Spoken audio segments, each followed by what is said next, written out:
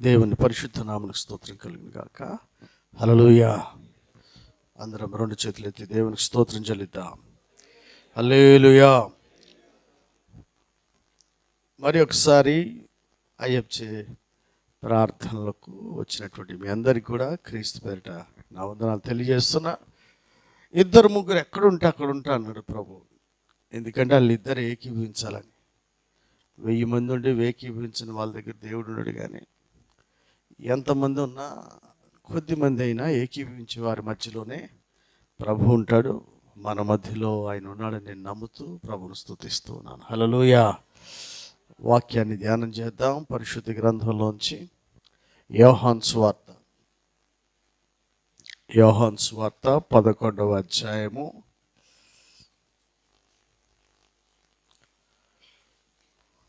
40. Phone ఇవ్వాలి అక్కడ.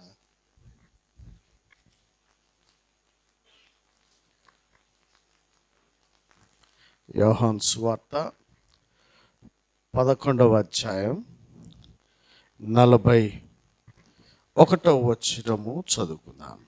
41, 42 కూడా. అంతటా వారు ఆ రాయి తీసివేసిరి. యేసు కన్నులు పైకెత్తి, తండ్రి, నీవు నా మనవి వినినందున నీకు కృతజ్ఞతాస్తుతులు చెల్లించుచున్నాను. నీవు ఎల్లప్పుడూ నా మనవి వినుచున్నావని నేను ఎరుగుదును గాని నీవు నన్ను పంపితివని చుట్టూ నిలిచి ఉన్న ఈ జనసమూహము నమ్మునట్లు వారి నిమిత్తమై ఈ మాట చెప్పితున్నా. నేను ప్రార్థన చేద్దాం. పరిశుద్ధుడా, పరలోకమందున్న తండ్రి, నీ దాసులమైన మేమందరం ఏకీభవించి నీ పాద సన్నిధికి వస్తున్నాం. ఇంతవరకు నీ సన్నిధిలో ప్రార్థించుటకు, నిన్ను ఆరాధించుటకు, నీ నామాన్ని గొప్ప చేయుటకు మీరు మాకు ఇచ్చిన సమయాన్ని బట్టి వందనాలు. ఈ సమయంలో నీ పరిశుద్ధ లేఖనాలు ధ్యానించుటకు సిద్ధపడుచుండగా తండ్రి, మీ సన్నిధిని మాతో ఉంచి అందరితో మాట్లాడమని యేసు నామములో అడుగుచున్నాం తండ్రి. ఆమేన్. అనేకమైన ప్రార్థనా ఉద్యమాలు ఉన్నాయి. అన్నీ కూడా ఆయన పేరట ప్రార్థన చేసే. ఎందుకంటే ఆ నా నామమున ఏది అడిగితే అది ఇస్తాను. ఒక తెగకే ఒక గ్రూపు ప్రార్థనలు దేవుడు అంగీకరిస్తాడని, ఇంకొకరు పాపులని వాళ్ళ మనం ఆలకించడని అనుకుంటే మనమే ప్రధాన పాపులం అయిపోతాం. ఎవరిని కూడా ద్రోహి అని అనొద్దంటే పాపి అని ఎట్టంటాం? అసలు అనకూడదు. సో ఎక్కడైతే మనం ప్రార్థన చేసే అవకాశం ఉంటుందో అక్కడ ప్రతిసారి ప్రార్థన చేయాలి. కానీ అది భక్తిహీనుల గుడారం అయితే కనుక అది మనకి అసహ్యంగా ఉండాలి. దేవుని మందిరపు ద్వారముల వద్ద ఉండడానికి ఇష్టపడాలి. అంతేగాని అది కూడా ప్రార్థన, ఇది కూడా ప్రార్థన అనకూడదు. ఎలాంటి ప్రార్థన అయి ఉండాలంటే, ప్రార్థన చేసే వాళ్ళ మధ్యలో మనకు కూడా ప్రార్థన రావాలి. అదే నిజమైన ప్రార్థన. ప్రవక్తలు ప్రవచిస్తూ ఉండగా దారిపోయేవాడికి కూడా ప్రవచనాలు వస్తాయి. దాన్ని ప్రవక్తల గుంపు అంటారు. మనం వెళ్ళే చోట ఉన్న ప్రార్థన పోయిందనుకో, అది ప్రార్థన సహవాసం కాదు. మనలో భారం రగలాలి, మనకు కూడా ప్రార్థన చేయాలని ఆశ కలగాలి.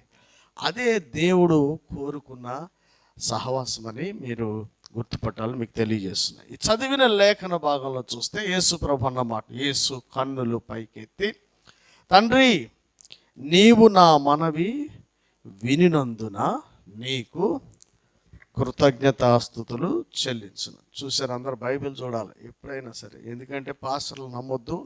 పాస్టర్లు ఏదో ఒకటి చదువుతారు, ఇంకోటి చెప్తారు.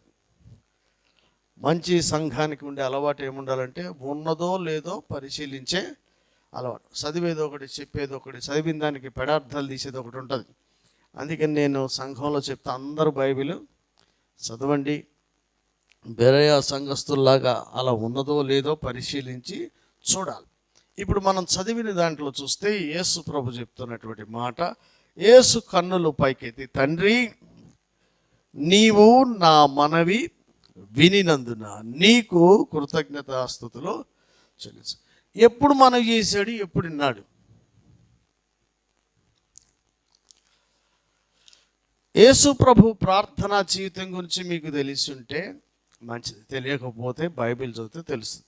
నేను చెప్తే తెలిసేది కాదు, నేను చెప్తే తెలిసేది 1 ఇంచు. మీరే చదివితే ఎక్కువ తెలుసు. యేసు ప్రభు ప్రార్థన రాత్రంతా చేశాడు.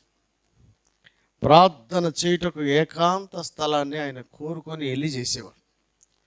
యేసు ప్రభు ప్రార్థన విధానమే ఎవ్వరు లేనప్పుడు ఎక్కువ, మంది ఉన్నప్పుడు తక్కువ. అది ప్రభు యొక్క ప్రార్థన విధానం. రాత్రంతా ప్రార్థన చేసే అనుభవం ఉన్నటువంటి ప్రభు ప్రార్థన కోసమే స్థలం వెతుక్కునే ఆయన అలసిపోయి నిద్రించే సమయం కూడా లేనప్పుడు కూడా ఏనాడు స్కిప్ చేయకుండా ప్రార్థన చేసే మన ప్రభు చచ్చిపోయిన లేపాల్సి వస్తే కూడా ప్రార్థన చేసే అంత అవసరం పడతారు. అక్కడ మనకేం తలనొప్పికే ప్రార్థన చేయాల్సి వస్తుంది. చనిపోయినోడిని లేపాలంటే కూడా ప్రార్థన చేయండి, ప్రార్థన చేయండి, అందరు చేయండి, మీరు చేయండి, నేను చేయండి అంటలా. నువ్వు ఎల్లప్పుడూ నా మనవి, అక్కడ రాసిన మాట చూడు, ఎల్లప్పుడూ నా మనవి వినినందున నీకు కృతజ్ఞతాస్తుతులు. ఎప్పుడు విన్నాడట? ప్రతిసారి విన్నారు. ఎవరి మాట వింటాడు, ఎవరి ప్రార్థన వింటాడంటే అవసరం ఉన్నా లేకపోయినా ప్రతిరోజు ఈరోజు ఏం చేయాలని తండ్రి దగ్గర అడిగి ఉదయం స్టార్ట్ చేసే వారి మనవి దేవుడు ఎప్పుడూ ఆలకిస్తాడు. అవసరానికి ప్రార్థన చేసేవాడు మనవి కాదు. ఆయన బయటకు వచ్చి రాంగానే ఏం చెప్తాడు? నా అంతటి నేను చెప్పట్లే, ఆయన చెప్పమన్నదే చెప్తున్నా. నా అంతటా నేనేం చేస్తలేను, ఆయన చేయమన్నదే నేను చేస్తున్నా. ఇవి రెండిటి కోసం రాత్రంతా ప్రార్థన చేసేవాడు. మనం బయలుదేరి వస్తాం, మన అవసరాల కోసం ప్రార్థన చేయడం తప్పంటలా. చనిపోయిన పరిస్థితుల్లో కూడా గట్టిగా ప్రార్థన, పెద్ద పెద్ద ప్రార్థనలు, ఉపవాస ప్రార్థనలు అవసరం లేకుండా కృతజ్ఞతాస్తుతులు చెల్లిస్తేనే ఒకళ్ళు లేచి రావాలంటే ప్రతి దినము కూడా ఆయన చిత్తము నెరవేర్చబడినట్లుగా, ఆయన చెప్పమన్న మాట చెప్పినట్లుగా, చెయ్యమన్న పనులే చేయనట్లుగా ప్రార్థన చేసే అలవాటు మనకుంటే ఎంత పెద్ద సమస్యకైనా కృతజ్ఞతాస్తుతులు చెల్లితే చాలు, అదే పోద్ది. హల్లెలూయా. చచ్చిపోయిన లేచి వచ్చాడు, ఏం ప్రార్థన చేసిండే? మళ్ళీ చూడండి, అక్కడ ప్రార్థనే చేయలే, మళ్ళా ఎల్లప్పుడూ నా మనవి వింటున్నావు, ఇప్పుడు కూడా వినలే, వినినందున నీకు కృతజ్ఞతాస్తుతులు చెల్లిసు. ప్రార్థన చేసే వాళ్ళు చాలామంది ఉన్నారు, కానీ ఎవడు ఎందుకోసం ప్రార్థన చేస్తారో తెలియదు. రాజకీయ నాయకులు ప్రజా పరిపాలన, ప్రజా జీవితంలో ఉన్నవాడు ప్రజల కోసం ఉన్నాడో, తన కోసం ఉన్నాడో, కుటుంబం కోసం ఉన్నాడో తెలియదు. అలాగే సేవలో ఉన్న దైవజనులు నశించిపోతున్న వారి కోసం ఉన్నారో, ఆయన కడుపు కోసం ఉన్నాడో, పిల్లలను చదివిపిస్తాకున్నాడో మనకే తెలియదు.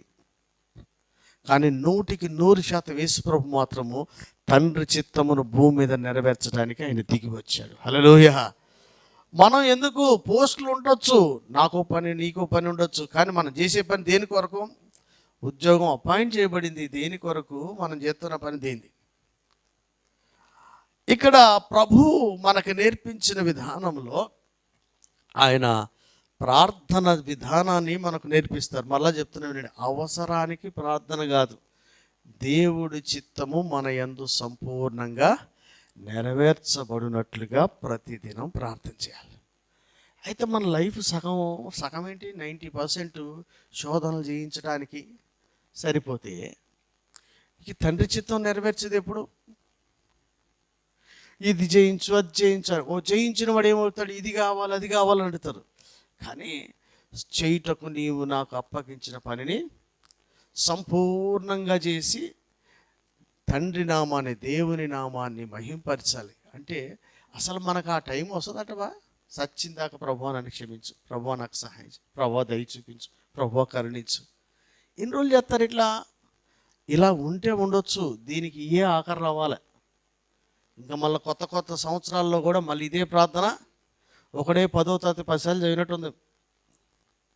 బడికి పోవడం మానడం, పుస్తకాలు పోవడం లేదు, క్యారేజీ అసలు తగ్గుతలేదు, క్యారేజ్ సైజు పెరుగుతుంది, వయసు పెరుగుతుంది కనుక. కానీ ఈడి మటుకు 10వ తరగతి. అట్లే ఉంది మనకి రెఫరెన్సులు వస్తున్నాయి, కానీ నాలెడ్జ్ వస్తుంది, కానీ తండ్రి చిత్తం నెరవేర్చడం రాట్లా. ఈ రోజున దేశంలో మహారక్షణ కలగాలని ప్రార్థన చేస్తున్నా కదా. బైబిల్లోంచి కొన్ని అంశాలు మీకు చెప్తాను, సేవకుల గురించి ఎలా ఉంటే దేవుడు ఎలా విమోచించడని చెప్తాను. రెఫరెన్స్లు అవసరం లేకుండా చెప్తా, వినండి. మోషేని తీసుకోండి. మోషేని దేవుడు దిగి వచ్చాడు ఎవరి దగ్గరికి?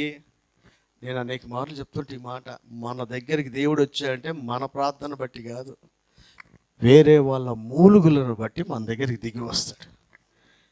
ప్రార్థన వాళ్ళది, మూలుగులు వాళ్ళయి, బాధలు వాళ్ళయి.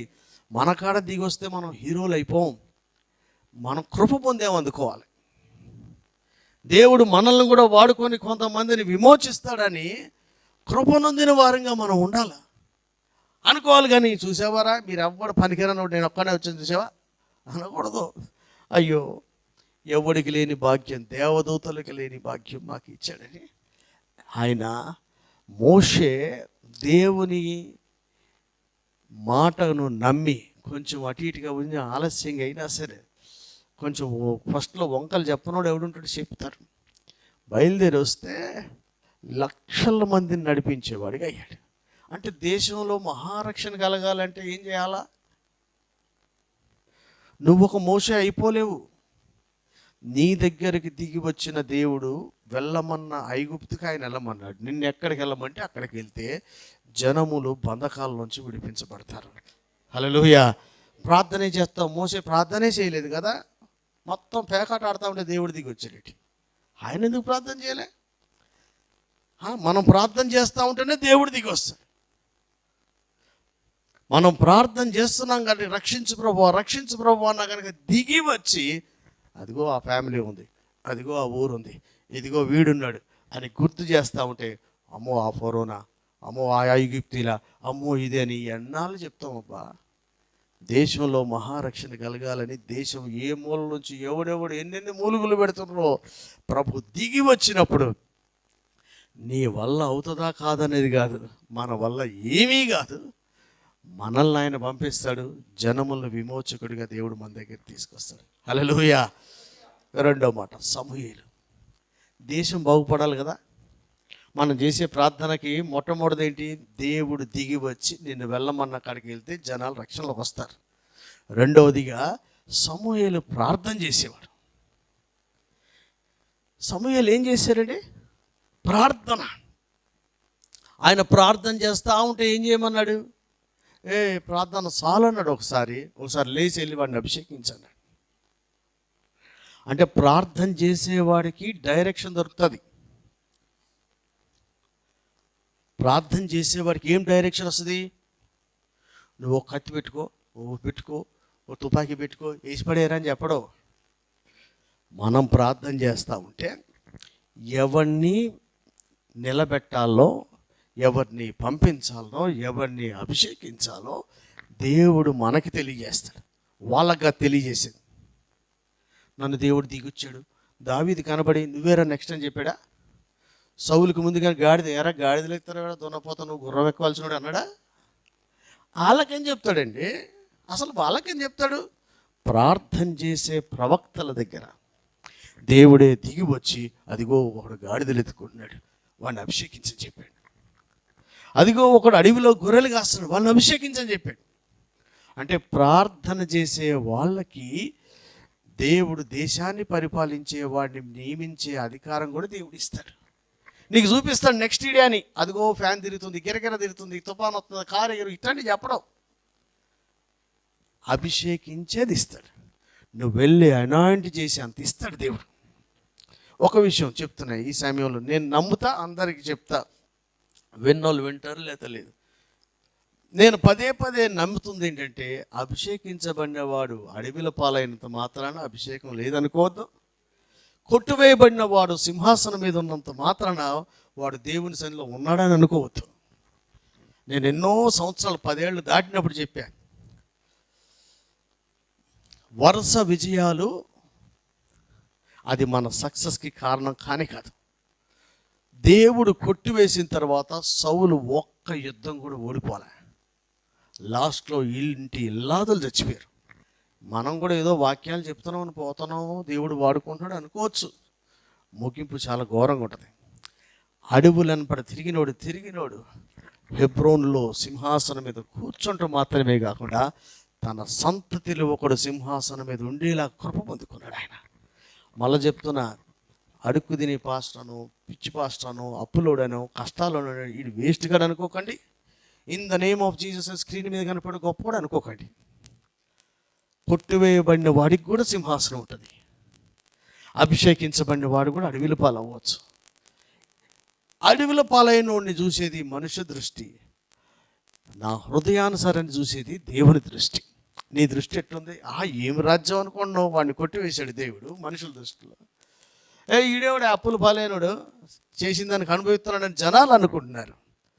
కానీ దేవుని దృష్టిలో నేను కోరుకున్నవాడు ఈయన ఏం చెప్పాడు. హల్లెలూయా. అలాంటి ప్రవక్తలను అలాంటి ప్రవక్తలను అభిషేకించేది ఒక దైవజనుడు రావాలంటే ఆయన ఎప్పుడు ప్రార్థన చేసేవాడై ఉండాలి. నెంబర్ 1 ఎవరు? దేవుడే దిగి వస్తే, దేవుని మాట ప్రకారం వెళ్ళమన్న కాడికి వెళ్తే దేశంలో మహారక్షణ కలుగుతుంది. దేవుడే దిగి వచ్చి ప్రజల కొరకు ప్రార్థన చేస్తున్న వాడి దగ్గరికి దేవుడు వచ్చి ఎవరిని అభిషేకించాలో, ఎవరిని కొట్టివేశానో, ఎవరికి రాజ్యాధికారం ఎలా కట్టబెట్టాలో రాసి ఇచ్చే అంత రూల్స్ రెగ్యులేషన్స్ అన్నీ తెచ్చి చేతిలో పెట్టాడండి. అసలు అంబేద్కర్ రాశారు అంటారు కానీ కమిటీకి ఆయన చైర్మన్. కానీ సమూయేలు గ్రంథం పెట్టినప్పుడు ఎవడు చైర్మన్ లేడు, ఆయన ఒకడే సభ్యుడు, ఆయనే చైర్మన్, ఆయనే డైరెక్టర్, మొత్తం ఒకడే. ఎంతమంది చర్చించి చేయలే, అక్కడ ఒక్కడే రాజ్యాన్ని ఎలా పరిపించ ఒక గ్రంథం రాసి తీసుకొచ్చి సౌలు చేతిలో పెట్టాడు. ప్రవక్త అంటే అట్లుంటాడు. కనుక ఈ రోజున దేశం రక్షించబడాలి అంటే ఒక మోషేలాగా దేవుడే దిగి వస్తే, మళ్ళా చెప్తున్నా 100% మీరు గుర్తుపెట్టుకోండి, మన ప్రార్థన కాదు, వాళ్ళ మూలుగులు దేవుని సన్నిలో చేరి నిన్ను దగ్గర దిగి వచ్చి వాళ్ళ దగ్గర పంపిస్తాడు. మనం వెళితే ఇశ్రాయేలు దాస్యంలోంచి బయటకు వస్తుంది ఖచ్చితంగా. హల్లెలూయా. రెండోది, ప్రార్థించేవాడు ఉండాలి. ప్రార్థించేవాడు ఉంటే పరిపాలించేవాడిని దేవుడే వాళ్ళకి తెలియజేస్తాడు.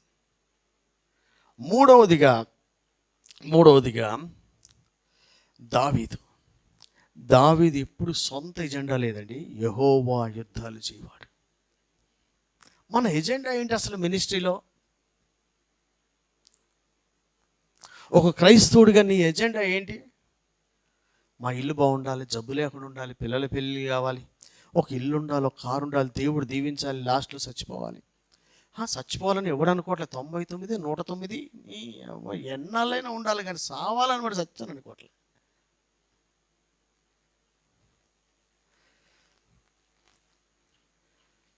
కానీ దావీదు ఏం చేశాడట? ఆయన పర్పసే యుద్ధాలు చేశాడు, కానీ తన ఎజెండా అసలు లేనే లేదు. నేను అనేక సార్లు నమ్ముతా చెప్తా, ఆయనకు రోషం వస్తుందంటే ఇశ్రాయేలు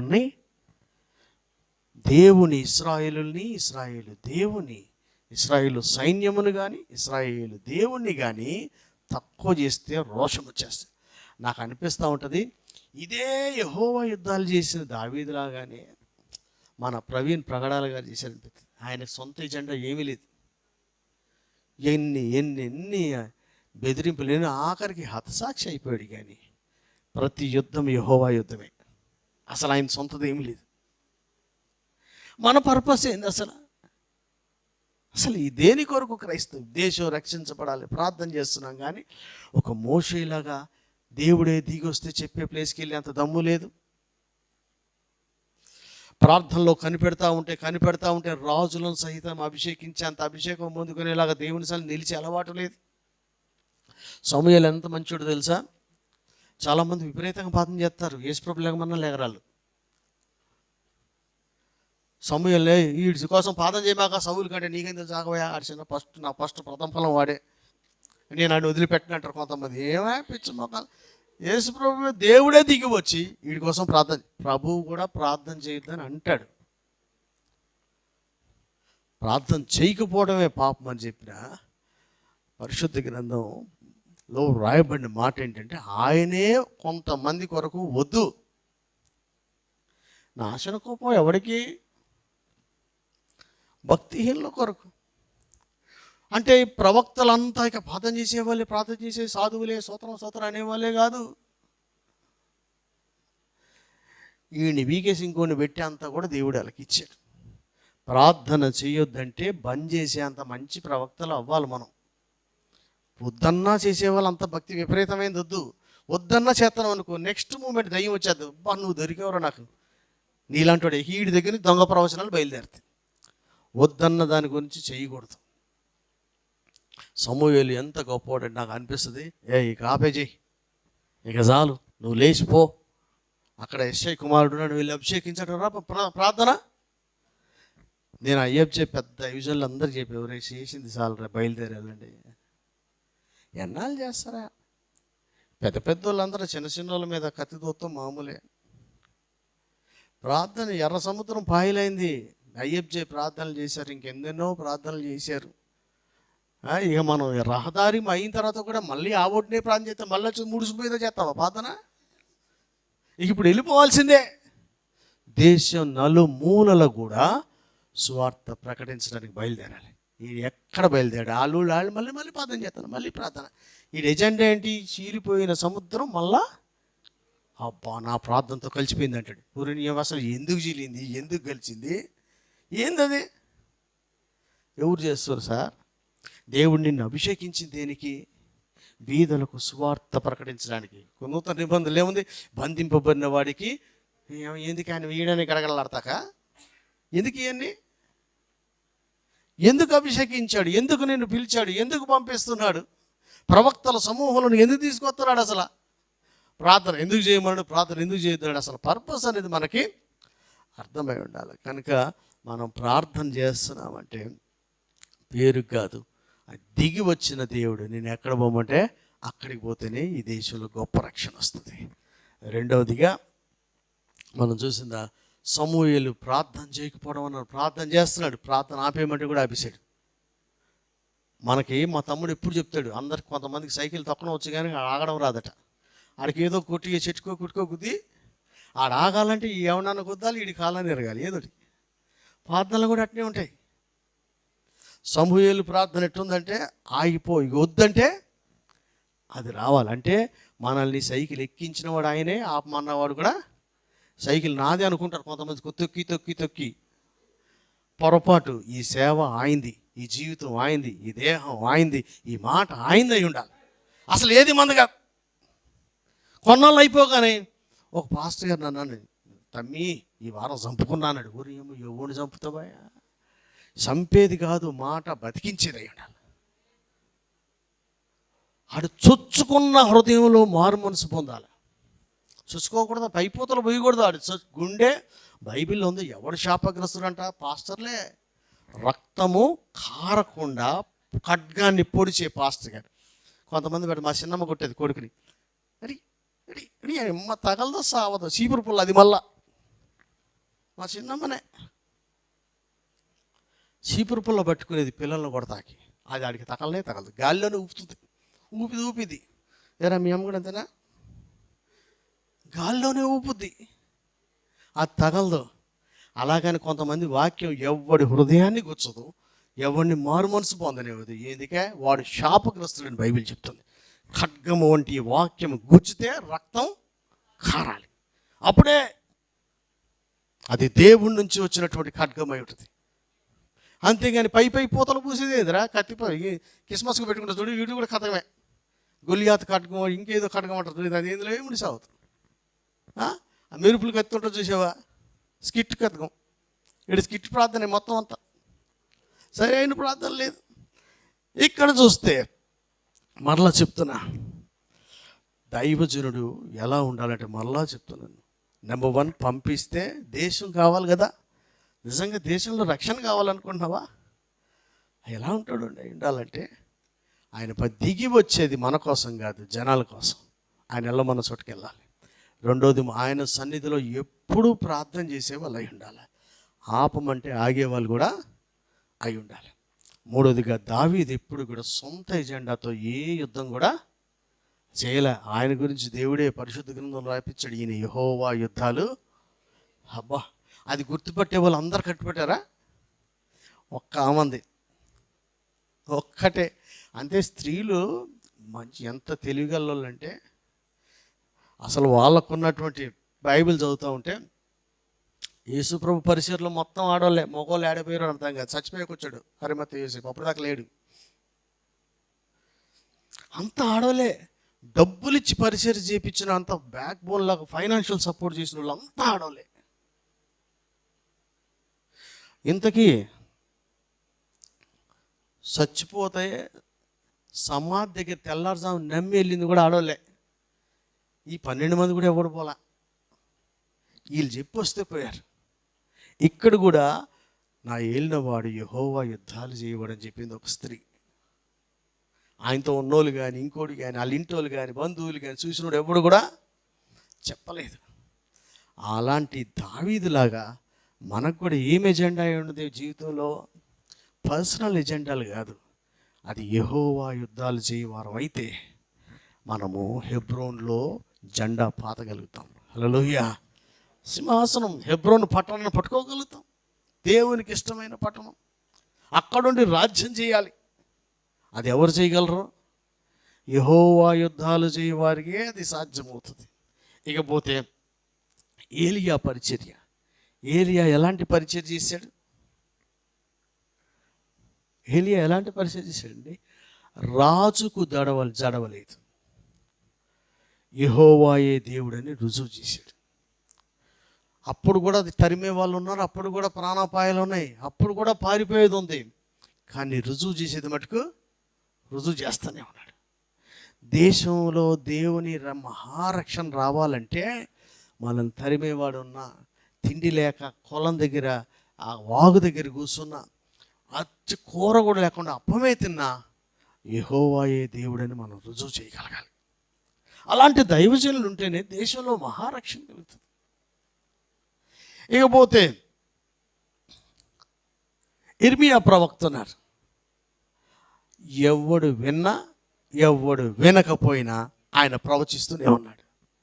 జనాలకు రెస్పాన్సిబిలిటీ లేదు, లైక్ లేదు, ప్లీజ్ సబ్స్క్రైబ్ బటన్ నొక్కు, కింద నొక్కు, పైన నొక్కు,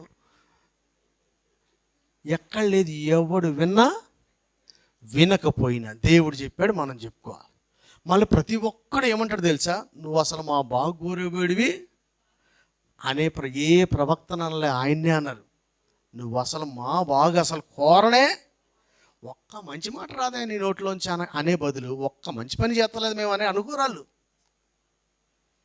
వాళ్ళంతా దేవదూతలు దిగొచ్చినట్టు ఈయనొక్కడే పాపాత్ముడు అయినట్టు నీ నోట్లోంచి ఒక మంచి మాట ఎప్పుడన్నా వచ్చిందా? నువ్వు మా మేలు అసలు కోరవు కదా. ఇలాంటి దైవజనుడు తన జీవితకాలం అంతా సుఖపడలేదు, ఎవడు ఆయన నమ్మలేదు, నానా బాధలు పెట్టారు, చచ్చిపోయాడు. కానీ దేవుని చిత్తంలో ఒక్కడు కూడా చెప్పకుండా విడిచిపెట్టకుండా అంతా చెప్పాడు. అలాంటి దైవజనులు పరిచర్లోనే దానియేలు, షడ్రక్, మెషక్, అబేద్నెగోలు వచ్చారు. హల్లెలూయా. ఇప్పుడు మన మాట ఎవడు వింటాడా వినడా అనుకోకండి. ప్రవీణ్ పగడాల గారు చనిపోయారు, పర్వాలా. ఇక మస్తు దానియేలు, షడ్రక్, మెషక్, అబేద్నెగో లాంటి గొప్ప గొప్ప దైవజనులు వస్తారు. మన మాట ఎవడు వింటాడు వినడం అనకూడదు. వచ్చేస్తుంది, ఒకటి తరం వస్తుందండి. ఈరోజు కరెక్ట్గా ఉండరాదు. మనుషుల దృష్టిని కోరుకుంటే ఎప్పటికీ కూడా మనం దేవుని గల్తీ పత్రికలు వస్తుంది. నేను మనుషుల దృష్టికి మంచివాడిని అనిపించుకోవాలంటే, మనుషులను సంతోషపరచదలుచుకుంటే ఎప్పటికి కూడా ఎవరిని సంతోషపరచాలని ప్రసంగం చేయకూడదు. నిన్ను నిలబెట్టిన దేవుని మాట అలాగ చెప్పాలి. అయ్యా మీరు అపోస్తలుల కార్యం చూడండి, నజరేయుడైన యేసు యొక్క బోధతో మా దేశాన్ని అంతా పాడు చేశారని రాశారు ఇక్కడ. మళ్ళీ ఇంకేమన్నా తెలుసా? మోషే మాకు నియమించిన ఆచారాలన్నీ పాడు చేశారని. ఇప్పుడు దేశంలో గొడవలన్నీ కూడా ఆచారాలు పోతున్నాయని, దేశం అంతా బోధతో నింపేస్తున్నారని. ఇది ఇప్పుడు కాదు, ఫస్ట్ సెంచరీ నుంచి ఉంటుంది. మనకేదో కొత్తగా వచ్చినాయి అనుకోకూడదు, అప్పుడు కంటే చాలా తక్కువ ఉన్నాయి అనుకోవాలి. బైబిల్ చదవనోడు అనుకుంటాడు ఇప్పుడు విపరీతం అయిపోయింది అనుకుంటాడు. బైబిల్ బాగా చదివితే ఇప్పుడు చాలా తక్కువైనాయి. ఇక ముందు అసలైన పండగ. కనుక పరిశుద్ధ గ్రంథంలో మనం చూసినట్లుగానే దేశంలో మహారక్షణ కలగాలంటే ఎన్నాళ్ళు మీరు రెండు తలంపుల మధ్యలో ఉంటారు, రండి తెలుసుకుందాం అని రోషం కలిగిన ఆ ఏలియా లాంటి దైవజనులు అవసరం. ప్రార్థన చేసి లాస్ట్లో ఏమన్నాడు? ఇకరా తెలుసుకుందాం పా అన్నాడు. తెలుసుకున్నా కూడా మళ్ళీ ప్రార్థన చేస్తాడు ఆయన. అలా ప్రార్థన చేసే దైవజనులు ఉండాలి. పంపిస్తే వెళ్ళేవాడై ఉండాలి. ప్రార్థన చేసే దైవజనుడు అయి ఉండాలి. ఆపేయమంటే ఆపేసే దైవజనుడు అయి ఉండాలి. ప్రార్థన చేసే దైవజనుడు అయి ఉండాలి. యెహోవా కొరకు యుద్ధాలు చేసేవాడు అయి ఉండాలి. ప్రార్థన చేసే జలము కన్నీరులాగా ఎప్పుడు ప్రార్థన చేసేవాడే ఉండాలి. ఎవడు ఎన్న ఆయన పైన చెప్పమన్న చెప్తూనే ఉండాలి. ఇకపోతే నెహెమ్యా, ఆయన ఏం చేశారు? అసలు ఆయన అడిగినోడు లేడు, దేవుడు దిగి వచ్చింది లేదు, జస్ట్ సమాచారం విన్నాడు యెరూషలేము ప్రాకారం పడిపోయిందని. మనకి ఎన్నెన్నో సమాచారాలు, మణిపూర్ గొడవలు తెలుసు, ఛత్తీస్గఢ్లో తెలుసు, ఇంకొకటి తెలుసు. అసలు మనకు స్పందించే హృదయం ఉందా? మేలుకై నన్ను జ్ఞాపకం చేసుకోమని దేవుని దగ్గర అడిగే ధైర్యం ఎవరికి ఉందంట? స్పందించే హృదయం ఉన్నోడికి. ఎవడికి పడితే ఉండదో. నా భార్య నిన్న కూడా ఫోన్ చేసింది, ఏందయ్యా మళ్ళా మణిపూర్ పెట్టుకున్నావు, కొంతకాలం ఆపవా ఈ ట్రిప్పులన్నీ అంతే. నేను నా కోసం ఏం చేస్తానా మణిపూర్? మరి ఏది నీ కాడ డబ్బులు లేవుంది, నా కాడ డబ్బులు లేవుంది, నా కాడ ఎప్పుడూ లేవు. నేను పోతా, నేను చేయగలిగింది చేస్తా, ఎవడన్నా చేయగలిగితే ఇస్తే తీసిపోతా. మనం పోకుండా ఆగేదైతే లేదు. సంవత్సరంన్నర తర్వాత వెళ్తున్నా నేను, ఇంకా మళ్ళీ ఎక్కువ అయిపోతున్నాయి. ఎక్కడ మనం చూసే సగం న్యూస్లలో క్రైస్తవులకి జరిగే హింసను గురించి చూస్తే కాస్త ప్రార్థన చేయాలనిపిస్తుంది. కొత్త కార్లు, కొత్త ఇల్లులు, కొత్త పట్టు చీరలు, పెళ్లి చూపులు, మ్యాట్రిమోనీ చూసుకుంటా నువ్వు చూసినప్పుడు పెళ్ళల్లో అవుతుంది, కానీ మనకు పెళ్లి కాతలే. ఎందుకని? మనం ఎక్కడ సమయాన్ని వెచ్చించాలో అక్కడ వెచ్చించట్లా. ఏ సమాచారం వింటున్నావు నువ్వు, ఎక్కడ ప్రార్థన చేయాలి, దేనికి స్పందించాలి? ఆయనకి దేవుడు దిగి రాలే, ఒక ప్రవక్త వెళ్ళి చెప్పలేదు. ఆయనకే ఒక సమాచారం వినంగానే ఉద్యోగస్తులు మేమేం చేయగలం? నువ్వు చేయాల్సింది చాలా ఉందబ్బా, నువ్వు చేయాల్సింది చాలా ఉంది. నీకు వినబడిన ప్రతి సమాచారానికి, సంఘమును కలుపుతున్న గొప్ప హింసకు స్పందించాల్సిందే నువ్వు. యెరూషలేము ప్రాకారాల మందిరాలకు జరుగుతున్న ప్రతి నష్టానికి స్పందించాల్సింది. ఎవడు స్పందిస్తారు? నెహెమ్యా స్పందించాడు. మరి నా కాడేముంది, నా జీతం ఇంత, నా ఫిక్స్డ్ ఇంత, నా కథ ఇంత, నీ ఫిక్స్డ్ ఇంత, యెరూషలేము ఏమీ కాదు. నీకు సిద్ధమైన మనసుంటే, నువ్వు తెగించి అడగడానికి ఇష్టపడితే అన్యులు సహితము మందిరానికి కావాల్సిన ఇచ్చేస్తారు. ఎవరికి ఇవ్వలేదండి, ఇచ్చిన వాళ్ళు ఒక క్రైస్తవుడు లేడు. నెహెమ్యా గ్రంథం చదవండి, ఆయనకి డబ్బులు ఇచ్చి సపోర్ట్ చేసిన వాళ్ళు ఒక క్రైస్తవుడు కూడా లేడు. అందుకనే నేను నార్త్ ఇండియా కోసం నేను ఎప్పుడు మా చర్చిలో ఏసీ కొనాలను, ఫ్యాన్ కొనాలను ఎప్పుడు ఎవరిని అడగల. మాకు కలిగిన చిన్న దాంట్లో మేము మస్తుగా సమృద్ధిగానే ఉన్నాం, మాకేం తక్కువ లేదు. కొద్ది మందితో మేము చేస్తున్న పరిచర్యలు కానీ, ఖర్చు పెడుతున్నది కానీ, భోజనాలు కానీ, పెద్ద సంఘాలు డబ్బులు ఉన్న వాళ్ళకంటే ఏం తక్కువ తీసుకునేందుకు 10 రెట్లు పైనే ఉన్నాం. దాంట్లో ఏం బాధ లేదు మాకు. ఎప్పుడన్నా అడిగితే నార్త్ ఇండియాకి డబ్బులు అని అడుగుతా, నాకేం అవసరం కాదు. పరిశుద్ధుల కొరకైన చందాన్ని మీరు జమ చేసి మీ కాడ ఉంచండి, అది నేను ఎవరితో పంపిస్తాను పౌలు గారు చెప్పారు. నేను వచ్చినప్పుడు తీసుకెళ్తాను చెప్పాడు. ఎవరికి కావాలి? నేను ఎప్పుడన్నా మీ దగ్గర అడిగానా? అడగలేదు, అడగనందుకు నన్ను క్షమించండి అన్నాడు. కానీ అడిగాడు ఎవరికంటే పరిశుద్ధుల అక్కరల కొరకు డబ్బులు అడిగాడు ఆయన.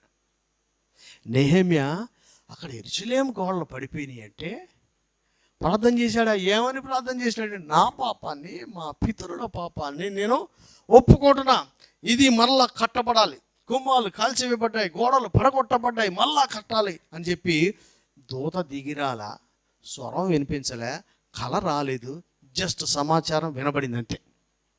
ఉపవాసం స్టార్ట్ చేశాడు, ప్రయత్నాలు స్టార్ట్ చేశారు, చెయ్యని ప్రయత్నమే లేదు. అంటే మనకి సిద్ధమైన మనసుంటే చాలు. కానీ అన్ని జనులు కూడా యెరూషలేము ప్రాకారాలు కట్టడానికి ముందుకు వస్తారు, చాలామంది వస్తారు. నీకే లేదు, ఆడనేమడతాం, వీడిని బెదరో సిస్టర్, ఈ బెదర 10 పైసలతో తీరు తీసేవాళ్ళు మస్తు మంది ఉన్నారు. నీకు సిద్ధమైన మనసు ఉండాలి, నువ్వు సెలవు పెట్టుకోవడానికి ఇష్టపడాలి. సెలవు పెట్టాడే లేదా? ఇవాళ వస్తావా, రేపు వస్తావు, అసలు ఎప్పుడు వస్తానో కూడా తెలియదు అన్నాడు. లీవ్ పెట్టి ఎప్పుడు వస్తామంటే నేను ఎప్పుడు వస్తానో కూడా తెలియదు అనాలి. రేపు పొద్దున ఈ టైంకి దిగుతా, సెలవు అంట పెట్టి, నీతో ఏమీ కాదు. యెరూషలేము పాడైపోతే సెలవు పెడితే ఎన్ని రోజులు సెలవు? అసలు నాకు సెలవు ఎప్పుడు అవుతానో తెలవదండి. ఏమన్నా చెయ్యాలా అంటే నీ మనసులో ఉన్న ఆశను బట్టి వాళ్ళు అడిగేస్తారు, నేనేమన్నా చెయ్యాలనా. ఈ ఆడపిల్ల లిస్ట్ బయట పెడితే ఎంతమంది చేశారు. మళ్ళీ చెప్తాను, ఒక్క క్రైస్తవుడు లేడు. ఎవరిని మేలుకై జ్ఞాపకం చేసుకుంటాడంటే సమాచారం విని స్పందించేవాడిని మేలుకై దేవుడు జ్ఞాపకం చేసుకుంటాడు. ఈ రోజున దేశంలో గొప్ప రక్షణ కలగాలని, మందిరాలు కట్టబడాలని, దేవుని బిడ్డలకు సహకారులుగా మనం ఉండాలంటే అసలు మనం ఎట్లుంటున్నాం? రక్షణ కొరకు బయలుదేరేటువంటి, విమోచించడానికి బయలుదేరినటువంటి మోషేలాగా చెప్పమన్న వెళ్ళమన్న ప్లేస్కి వెళ్తున్నామా? రెండవ మాటగా సమూయేలులాగా ప్రార్థన చేస్తున్నామా? ప్రార్థన చేస్తే కూడా ఆగమంటే ఆగుతారా? అంటే చాలామంది ప్రార్థనలు మనమైనా సరే, ఎవరైనా సరే, దేవుడు చెప్పిందే కరెక్ట్, కానీ ఆగమన్న కాడ ఆగాలి. అది చాలా ఇంపార్టెంట్. అది చాలా చాలా ఇంపార్టెంట్. ఆ కంట్రోల్ లేనప్పుడే మనం ఎవడికోడి గుద్దేస్తాం. నేను కొత్తలో కారులో కొనుక్కున్నప్పుడు నాకు ఎంతవరకు ముందుకే కానీ వెనక్కి రివర్స్ రాదు. ఎంతవరకు ముందుకి ఎంతవరకు విశాఖపట్నం వెళ్ళిపోతాయి, వెనక రివర్స్ తీయమంటే ఎవడో తిప్పరా దీన్ని అని. అట ఎవరు లేని కాడ తిప్పితే కరెంటు పోలు కొట్టినాను నేను. అదే మనిషి ఉంటే నేనైతే అనలేదు, కానీ జాషువా అన్నాడు చెట్టు అడ్డు వచ్చిందని. చెట్టు ఎందుకు అడ్డు వస్తుందిరా రివర్స్కి? ఆ చెట్టు అక్కడే ఉంది. వీడు 2 కార్లు కుద్దాడు వెనక్కి. ఏంది రెట్టి చేతనాడు, చెట్టు అడ్డు వచ్చింది అన్నాడు. చెట్టు అంటే వచ్చింది, అది అక్కడే ఉంది. మీరు ఈ మాట మనకు ఎంత హాస్యాస్పదంగా ఉందో, సాతాను నన్ను శోధించిందని చెప్తే కూడా అంతే హాస్యాస్పదం. అది ఉంటుంది, శోధిస్తుందని దేవుడు ప్రతిరోజు చెప్తున్నాడు. ఏంది దాని మీద వస్తారు, దయ్యం మీద వస్తాం. ఇదెంత పెద్ద జోకు, ఇంతకంటే వేరే ఇట్లా ఆయన ప్రతిరోజు చెప్తాడు, ఎవరిని మింగుదినా అనే వస్తాడు. దయ్యం శోధించింది పడిపోయాను. అరే అది ముందే ఉంటుంది అయ్యా, నువ్వు చూసుకొని తొలాలి, గుద్దేసి దాని పేరు మీద చెప్తాట. నేను పోలు గుద్ది అన్నా, నాకు రాక గుద్దినని చెప్పిన, ఈసారేమో అది అడ్డొచ్చింది గుద్దిన అని చెప్పాడు. మనం కూడా పొరపాట్లు అయితే, నేను పాపం చేశాను నన్ను క్షమించాను అనగాడు. ఆడి మీద నాతో ఉండటానికి ఇచ్చిన ఎవ్వే, ఈడిచ్చింది ఆడే ఈడి సర్పం, నన్ను ఇన్ని పేర్లు చెప్పకండి, మనమే అని చెప్పుకోవాలి. కనుక ఈ రోజున మనం ఒక దేశంలో ఒక రక్షణ కలిగినట్లుగా ప్రార్థన చేసేవాళ్ళు అందరినీ దేవుడు పిలిచాడు. నెహెమ్యాను పిలవలే, నెహెమ్యాకి సమాచారమే అందింది. ఆయన ఎంత సేవ చేశాడు అనిపిస్తుంది అంటే, ఈవెన్ ఆలయంలో క్రమాలు కూడా నేర్పించి యాజకులను కూడా పెట్టాడు. ఎంత నాలెడ్జ్ ఉందో జాబ్ చేసేవాడికి. గొప్ప సంగతి కాదు, కానీ ఎంతోమంది పాస్టర్ల కంటే ఎక్కువ నాలెడ్జ్ మా చర్చిలో వాళ్ళకుంది. పిల్లలు కూడా అద్భుతంగా చెప్తారు. మేము మన ధైర్యంగా చెప్పగలుగుతాం. ఎంతోమంది సేవకుల కంటే, అందరికంటే అని చెప్తలే, చాలామంది కంటే మా పిల్లలకు ఉద్యోగాలు చేసే వాళ్ళు కూడా మంచి నాలెడ్జ్. నేను అందుకని 7 మాటలు ఎప్పుడు మా పిల్లలకి ఎత్తా. వాళ్ళు చెప్పి ఎంత అద్భుతంగా చెప్తారు. గుడ్ ఫ్రైడే రోజు 7 మాటలు ఎప్పుడు పిల్లకాయలు చెప్పాల్సింది. ఏమేమో అద్భుతంగా చెప్తారా. కానీ చాలా చర్చల్లో కుళ్ళుబోతులు పెద్దవాళ్ళు ఉంటారు కాబట్టి పిల్లలకి అస్సలు ఎవరు తొక్కుతూ ఉంటారు. కనుక నేను నమ్మింది ఏంటంటే, మనకంటే మన బిడ్డలు ఎక్కువ పనులు చేస్తారు. అది యేసుప్రభు మనసు. అట్లనే నమ్మాలి, అలాగే ప్రార్థన చేయాలి. దేవుడు వాళ్ళని కూడా గట్టిగా వాడుకుంటాడు. ఇక పోతే నూతన నిబంధనలు ఒక మాట చెప్పి ముగిస్తా. అపోస్తలుడైన పౌలు ఆయన ఏం చెప్పారు తెలుసా? రోమాపత్రికలో ఉంది, ఇశ్రాయేలీయులు నా ఇంటి వారందరూ రక్షించబడాలన్నది నా హృదయాభిలాష, నా ప్రార్థన అయ్యున్నది. మీ ప్రార్థన ఏమై ఉంది అసలు? ఇంటి వారందరూ, ఒకడు కాదు, ఇద్దరు కాదు. అది హృదయాభిలాషే కాదు, అది ప్రార్థన అయి ఉండాలి. ఆ ప్రార్థన కూడా ఎట్లాంటి ప్రార్థన అయి ఉండాలా? ఏ ప్రార్థన అయినా సరే విశ్వాసంతో కూడిన ప్రార్థన అయ్యాలి, ఆసక్తితో చేయాలి, పట్టుదలతో చేయాలి. అట్టగా ఇట్టగా చేస్తే పని చేయదు. అది నీతిమంతుని ప్రార్థన అయితే బహుబలంగా ఉంటుంది. అది అడగోలుగా ఎన్ని గంటలు చేసినా పని చేయదు. నీతిగా ఉండి చేస్తే చిన్న ప్రార్థన కూడా ప్రకృతిని కూడా శాసించేంత శక్తివంతంగా ఉంటుంది. సో మన పౌలు గారు చేసినటువంటి ప్రార్థన ఏంటంటే, ఇశ్రాయేలులో నా ఇంటివారు, నా స్వజనము ఏ విధము చేతనైనా, అంటే ఏ విధము చేతనంటే వీనైనా తన్నైనా తన్నించుకోనైనా ముక్కులో ట్యూబ్ పెట్టుకోనైనా పెరాలసిస్ వచ్చైనా ఏదైనా చేత ఏ రకంగా చేతనైనా అందరూ రక్షించబడాలి. అది మన ప్రార్థన.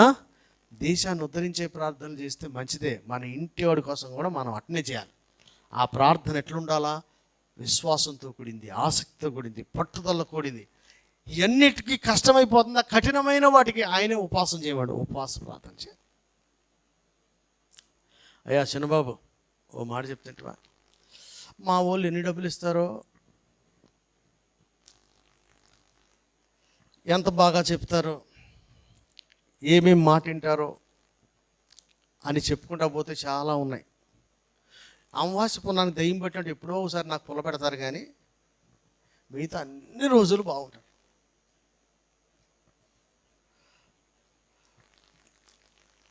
పాటలు పాడి ఆరాధన చేసి వాక్యాలు చెప్పే కాడే కాదు, డబ్బులు ఇచ్చే కాడ కాదు. నిన్నటి దినాన ఈ సంవత్సరం ప్రార్థన చేద్దాం, ఉపవాసం పేర్లు ఇవ్వండి అంటే ఈ జూలై నుంచి డిసెంబర్ వరకు ఖాళీ లేకుండా మా వాళ్ళందరూ ఫాస్టింగ్ పేర్లు ఇచ్చారు.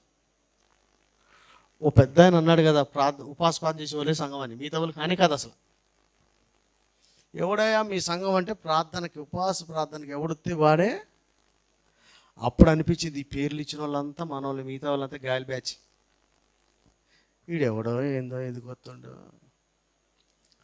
ఇందులో నిలిచే వాళ్ళంతా డిసెంబర్ దాకా ఊడిపడేవాడు ఎంతమంది. కొంతమందికి అద్భుతమైన విశ్వాసం ఉంటుంది. ఏమని తెలుసా? నేను ఉపవాస ప్రార్థన చేస్తానా అని మా చిన్నమ్మ కొడుకు ఇంత పెద్ద గ్లూకోజ్ డబ్బా ఇన్ని కొబ్బరి బండాలు ముందే తెచ్చి మంచం కింద వేసాడు. ఊరని ఇదే ఉపవాస ప్రార్థన రా. వాడే ఉపవాసాన్ని బ్రేక్ ఎలా చేశాడంటే బిర్యానీతో చేశాడు. మా అమ్మాయి ప్రార్థన ఉపవాసం చేయవే, బ్రేక్ చేయమంటే ఇంత రొట్టె కూడా బయటకు వస్తుందంటే అది నిజంగా చేసినట్టుంది. వాడు బిర్యానీ వేసాడంటే రాత్రి ఏదోటి. వాడు మంచక్కింద చూస్తే ఏలూరులో మొత్తం కొబ్బరి బొండాలు గ్లూకోజ్ డబ్బాలు నిండిపోయి ఉంది. ఏందిరా అంటే నాన్న తింటలేదన్నా, నాన్న తింటలే. ఏం తింటాను? జీడిపప్పులు ఉప్మా తింటున్నాడు. ఏం ప్రార్థన చేస్తున్నామంటే కఠినమైంది ఉంటే నిజంగా దేవుడు శరీరాన్ని నలగొట్టుకోవడానికి చేయాలి, దుష్టుని జయించుటకు చేయాలి, ఆత్మబలం పొందుకోవడానికి చేయాలి. ఎంత అద్భుతం అనిపించింది. ఎంతమంది ప్రార్థన చేస్తారా ఉపవాసం ఉండి ప్రార్థన చేయడానికి. ఇది ఎందుకు చెప్తున్నానంటే కఠినమైన సమస్య ఏదంటే ప్రార్థన చేయమన్నాడు. కఠినమైన సమస్యలన్నీ ఈ సంవత్సరంలో పోతాయని నేను నమ్ముతున్నాను. హల్లెలూయా. కనుక జాబ్ చేసేవాళ్ళు, ఎవరు పనిలో బిజినెస్ చేసేవాళ్ళు, ఏ బిడ్డ క్రైస్తుడు ఎవరైనా సరే నెహెమ్యా లాంటి పరిచర్య కావాలా? స్పందించే హృదయం ఉండాలి. దేవుడు మిమ్మల్ని దీవిస్తాడు. డబ్బులు ఎవడేస్తాడు? దేవుడు దీవిస్తాడు, ఖచ్చితంగా దీవిస్తాడు. కొంతమందికి ఇచ్చి ఆడికి ఊపి, ఆడి బస్తాకి డబ్బులకి ఊపి పని చేస్తే మళ్ళీ ఇరు. ఎందుకు ఇచ్చేది? నువ్వు ఇచ్చావు, దేవుడు నిన్ను చూస్తాడు, మేలుకై నిన్ను జ్ఞాపకం చేసుకుంటాడు. కనుక ఈ రోజున మన దేశం అంతా రక్షించబడాలంటే మళ్ళీ చెప్తున్నా కదా, వెనక నుంచి చెప్తున్నాను వినండి. పౌలు గారిలాగా ఏ విధము చేతనైనా నా ఇంటి వారు రక్షించబడాలని ఆశ కలిగిన వాళ్ళు ఉండాలి. రెండో మాటగా ఇక నుంచి నెహెమ్యాలాగా సమాచారం వింటేనే స్పందించే హృదయం ఉంటే మేలుకై మనల్ని జ్ఞాపకం చేసుకుంటాడు. ఆ తర్వాత ఇర్మియాలాగా ఎవడు విన్నా వినకపోయినా ఆయన చెప్పమన్నది చెప్పేయాలి. ముగింపులో కూడా ఏ మంచి లేదు, అయినా చెప్పేశాడు. కానీ ఆయన తర్వాత దానియేలు, షడ్రక్, మెషక్ అంత గొప్ప దైవజనులు ఆయన పరిచయంలో రాగలిగారు. దాని తర్వాత ఏలియా వంటి వారు యెహోవాయే దేవుడని రుజువు చేయాలి. తినటానికి ఉన్నా, రొట్టె మాంసం ఉన్నా తృప్తిగా ఉండాలి, ఉత్తి అప్పం ఉన్నా తృప్తిగా ఉండాలి, కానీ యెహోవాయే దేవుడని రుజువు చేయాలి. కష్టాలు ఇప్పుడే కాదు, అప్పుడు కూడా రాజులు తరుముతానే ఉన్నారు, అప్పుడు కూడా దాక్కుంటూనే ఉన్నారు. కానీ అవకాశం ఉన్నప్పుడల్లా యెహోవాయే దేవుడని రుజువు చేశారు. తర్వాత సమూయేలు, దావీదు తన సొంత ఎజెండా ఏమీ లేదు, యెహోవా యుద్ధాలు చేసి. మన ఎజెండా ఏమైంటుంది? లైఫ్ టైం ఒక మంచి పోస్ట్ కావాలి, ఒక డాక్టరో, ఇంజనీరో, ఒక లాయర్ అవ్వాలనుకున్నాం. ఏమై ఉండాలి నీ ఎజెండా? క్రిమినల్ లాయర్ అయితే కేసుకి లక్షలు ఇస్తారట. ఆ మధ్య చంద్రబాబు నాయుడు జైల్లో ఉన్నప్పుడు ఢిల్లీ నుంచి పిలిపించారట. ఆయనకి రోజు ₹1,00,00,000. ఆ కేసు ₹1,00,00,000 కాదు, రోజుకి మైలాడ్ మళ్ళీ వాయిదా, ఆడి ₹1,00,00,000 వెళ్ళిపోయాడు. ఈ మైలాడికి వాయిదాకి కూడా కోటే, ఎందుకంటే ఆయన ఇంకో వాయిదాలు ఏం చేస్తాడనే చంద్రబాబు నాయుడు కూడా తెలియదు. అందుకని ₹1,00,00,000. అంటే ఒక్కొక్క లాయర్ ప్రొఫెషన్ కొంతమందికి ఎట్లా ఉంటుంది తెలుసా? బ్లాక్మెయిల్ చేయొచ్చు, కొంతమందికి కేసులను ట్విస్ట్ చేసి డబ్బులు సంపాదించవచ్చు, ఏదో ఉండొచ్చు. మరి నీ ఉద్దేశం ఏముంటుంది? నీతి న్యాయాలు జరిగించే ప్రభువులాగా నేను కూడా బీదల పక్షంగా ఉంటాన్నావా? నువ్వు యెహోవా యుద్ధాలు చేసేవాడుతావు. ఒక డాక్టర్ అయి ఉండి ఎంతోమంది క్రీస్తు నెరగని వారు ఫ్రీ వైద్యం చేస్తారు, పేపర్లో వస్తారని ఒక క్రైస్తవుడు రాడే. చూడండి, ఎప్పుడో మిషనరీలు చేసిపోయారు, కానీ ఇప్పుడు ఎవడు కూడా చేయటం లేదు. యెహోవా యుద్ధాలు చేసేవాళ్ళు ఉండాలి. అంటే మనకు ఒక పొజిషన్ వచ్చిందంటే, ఒక పర్పస్ ఉందంటే, దేవుడు మనల్ని అభిషేకించాలంటే 100% మన గోల్స్ ఏముండకూడదు, దేవుని గోలే ఉండాలి. అప్పుడే దేశాన్ని దేవుని కొరకు మనం సంపాదించగలుగుతాం. ఆ తర్వాత సమూయేలులాగా ప్రార్థన చేసే వాళ్ళు ఉండాలి. సమూయేలు ప్రవక్త అని దాని మొదలుకొని మొత్తం అందరికీ తెలిసింది. ఏమని? ప్రవచనాలు. మేము ఎదవల్లా రండి రావడం ప్రవచనాలు చెప్తాను, గరికపాటిలాగా ఇంకో పాటిలాగా కూర్చొని ఒకటే చెప్పేస్తున్నారా? ప్రవచనాలు చెప్పి ఫేమస్ అయ్యారు, కానీ ఆయన ప్రార్థన చేసి ఫేమస్ అయ్యాడు. ఆయన ప్రార్థన చేస్తాడు, బలిపీఠాలు కడతాడు. ఆయన చెప్పందే పొయ్యి ఎవడ వెలిగించాడ, వండు తర్వాత ముచ్చట. మనోళ్ళన్నీ ఉండిపోయాడు, కొండకాడ కూర్చొని ఆమెనంటే తినేద్దాం అన్నట్టు. ఎట్లా? అసలు పొయ్యి వెలిగించట్లేదట. బలి అర్పించిన తర్వాతనే పొయ్యి వెలిగించేవాడు. ఏం చేశాడు సార్? ఆయన ప్రార్థన చేశాడు. మళ్ళా బాగా నచ్చుద్ది నాకు, ఎంత ప్రార్థన చేసేవాడు. వీడి కోసం ప్రార్థన చేయకంటే వెంటనే బంద్ చేసి దేవుని మాటకి విలువిచ్చిన వాడు సమూయేలు. మనకెంత ప్రార్థన చేసినా ఆయన వద్దంటే, అంటే దేవుడే వద్దంటాడు అంటే వద్దన్నే బోల్డని ఉన్నాయి. వద్దన్న ప్రార్థనలు బంద్ చేసే అలవాటు కూడా మనకి ఉండాలి. మళ్ళీ మొదటిది లాస్ట్గా ఎప్పుడు చెప్తుంది, మోషేలాగా ఎక్కడో ఉన్నారు జనాలు, వాళ్ళ మూలుగులు దేవుడు విన్నాడు, దిగి వచ్చాడు మన దగ్గరికి, మనం వెళ్ళాలనుకున్నాం. ఇప్పుడే ఈరోజు మార్నింగే ఢిల్లీలో ప్రోగ్రాం ఉంది నాది, ఆగస్టులో. నేను 20 మందికే బుక్ చేసుకున్నాను అకామిడేషన్ అవన్నీ. మన బడ్జెట్కి సరిపడింది లేదు, ఎక్స్ట్రా అయితే మనకు పే చేసే అంత ఉండదు, నాకు తెలుసు ఆ విషయం. ఈరోజు ఒకడు పొద్దున్నే మధ్యప్రదేశ్ నుంచి 15 మంది వస్తున్నాను టికెట్లు బుక్ చేసి నాకు డబ్బులు వేసి అన్నాడు. ఒరి అమ్మ వీడి ఏందిరా నాయన, మధ్యప్రదేశ్ నుంచి ఇండోర్ నుంచి 15 మంది, హర్యానా నుంచి ఒక 5 వస్తారట, ఆగ్రా యూపీ నుంచి ఒక 10 మంది వస్తారట. ఇప్పుడు ఎంతమంది అయిపోయారు? 30 మంది అయ్యారు. 10 మంది ఎక్స్ట్రా వస్తారు. ఇప్పుడు నేను యెహోవా యుద్ధాలు చేయాలా, నా జోబు చూసుకోవాలా? డబ్బు గురించి ఆలోచించద్దు. అకామిడేషన్ లేదు, నేను ఆల్రెడీ అడ్వాన్స్ పే చేసిన, వారికి సరిపడి 20 మందికి చేసిన. ఇప్పుడు 10 మందికి డబ్బులు అనేది తేవాలి, 10 మందికి ఫుడ్ ఎక్కడ పెట్టాలి, 10 మందికి అకామిడేషన్ ఎట్లా ఇవ్వాలి, ఇవన్నీ నేను పట్టించుకోదలుచుకోవాలి. ఆయన సెలవు లేని తలబెట్ట కూడా సాధారణంగా నేను ముందు బుక్ చేస్తే, ఆడు ముందే బుక్ చేసి నువ్వు ఎట్టని ఇస్తామని నాకు తెలుసు, కానీ ఫస్ట్ మేము బుక్ చేసామన్నాడు. దేవుడు వారి జీవితంలో గొప్ప కార్యం చేస్తాడు, నేను నమ్ముతున్నా. నాకు కూడా వారికి ఇచ్చాను డబ్బులు ఇస్తాడని నేను నమ్ముతున్నా. హల్లెలూయా. కనుక ఎజెండా ఏమై ఉందంట, ఆయన దిగి వచ్చేది. నేను ఢిల్లీలో మీటింగ్ పెట్టిన, ఢిల్లీలో నేను హర్యానా యూపీ వాళ్ళు వస్తారనుకున్నా, కానీ మధ్యప్రదేశ్ వాళ్ళు వస్తారని నేను ఊహించలే. మధ్యప్రదేశ్ వాళ్ళు 15 మంది దిగుతున్నారు. ఇప్పుడు అది దిగడం కాదే, నెక్స్ట్ నాకు డేట్ ఇవ్వండి, ఇండోర్లో నేను రావాలి మీరు అన్నారు. కనుక మీరందరికీ నా మనవి, మనం ప్రార్థన చేసేవాళ్ళం అయితే ఆయనే దిగి వస్తాడు. మన కోసం కాదు, ఏ దేశంలో ఏ మూలన ఎవడున్నాడో వాళ్ళ ప్రార్థన విని మన దగ్గర దిగి వచ్చి మనల్ని అక్కడ పంపిస్తే ఆ జనానికి బంధకాల నుంచి విడుదల, విమోచన వచ్చి వాళ్ళు కానాను వరకు ప్రయాణం చేస్తారు. హల్లెలూయా.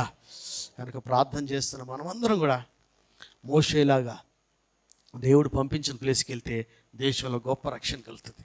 ప్రార్థన చేస్తున్న మనమందరం కూడా సమూయేలులాగా ప్రార్థన ఆపేయమంటే చేయగా ఆపేసే అంత మంచి రావాలి మనకి. లేచి వెళ్ళి వాడిని అభిషేకించాలి. నేను సమూయేలుని చూస్తే మీరు బైబిల్లో రాజుగా ఆల్రెడీ సౌలు ఉంటే నేను వెళ్ళి దావీదుని అభిషేకిస్తే నా తల తీసేస్తే నువ్వు పైనుండి కథలు చెప్తున్న కింద నా సంగతి ఏంది అన్నాడా? చాలామంది ప్రభువా ఆడెట్లాంటి దుర్మార్గం నీకు తెలుసా?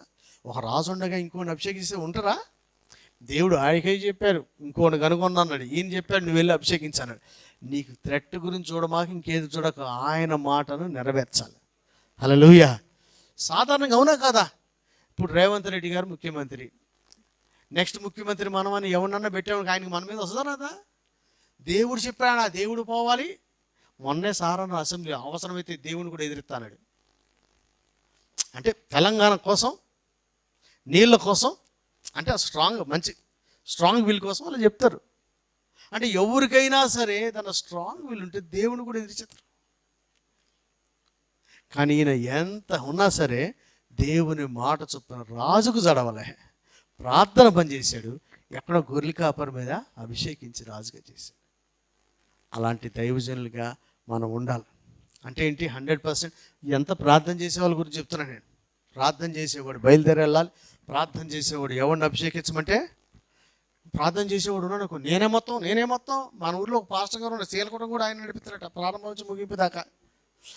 ఆ పాస్టర్ గారి స్త్రీయే లేకుండా పోయింది. ఎత్త నువ్వు చేసుకున్నావా చేసుకొని ఎందుకే అన్నీ ఎందుకట్లా?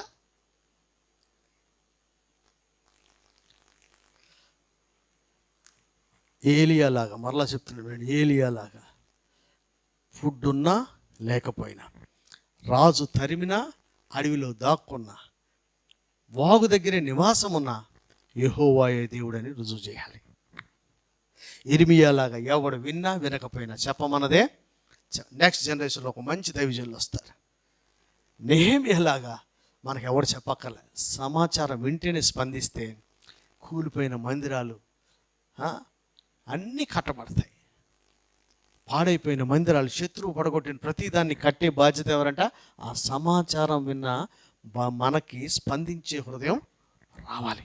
లాస్ట్ టైం, అంతకుముందు ఫస్ట్ టైం వెళ్ళినప్పుడు నేను మణిపూర్లో ఫోటో తీయడానికి కూడా తీయనివ్వట్లే అసలు. అట్లా 2-3 తీసుకున్నా కానీ అంతలోనే మా ఆఫీస్ ఉంది, ఇక్కడికి రా, అసలు నువ్వు ఏడు నుంచి వచ్చినావు, నువ్వు ప్రెస్ చూడుగా, దేనికోసం వచ్చావు అని వాళ్ళు. ఏ పార్టీ తరపున వచ్చావు అంటే, ప్రెస్సులు కూడా పార్టీలేగా ఇప్పుడు. రేపు ఒకప్పుడు ప్రెస్ అంటే ప్రెస్, ఇప్పుడు ప్రెస్ అంటే అదొక పార్టీ. అదే పార్టీ ప్రెస్ తెలియకాడు మా ఆఫీస్కి రా అంటే వస్తున్నాను కార్యక్రమంగా నన్ను లోకల్ ఆయన తీసుకెళ్ళి నన్ను వేరే గల్లని తీసుకెళ్ళిపోయాడు. లేకపోతే నన్ను ఏం చేసినావు? అలాంటి పరిస్థితుల్లో స్పందించే హృదయం మళ్ళీ మనం మ్యాక్సిమం చేయగలిగినాం. ఏంది? వాళ్ళు మనల్ని పిలవడం కాదు, మనకి సమాచారం వినబడంగానే మనకు స్పందించాలి. సంతోషరావు వరదలు వచ్చి ఆయన ఉన్న చిన్న గుడిసె పడిపోయింది. స్పందించే హృదయం ఉండాలా? స్పందించేవాడే నెహెమ్యాని. మేలుకై దేవుడు ఆయన్ని జ్ఞాపకం చేసుకుంటాడు. మనం ప్రార్థన చేసేవాళ్ళం. ఇలాంటి కార్యాలన్నీ మన జీవితాల్లో ఉంటే ఖచ్చితంగా మన ద్వారానే, మనలో ఒక్కొక్కరిని ఒక మోషేలాగా, ఒక ఇర్మియాలాగా, ఒక సమూయేలులాగా, ఒక దావీదులాగా, ఒక నెహెమ్యాలాగా, ఒక పౌలులాగా మనల్ని వాడుకుంటే దేశంలో గొప్ప రక్షణ దేవుడు కలుగజేస్తాడు. దేవుడి మాటలు దీవించుగాక. ఆమేన్. ప్రార్థన చేద్దాం. మోకరించగలిగిన వారందరూ మోకరించండి. కొద్ది నిమిషాలు అందరం ప్రార్థన చేద్దాం.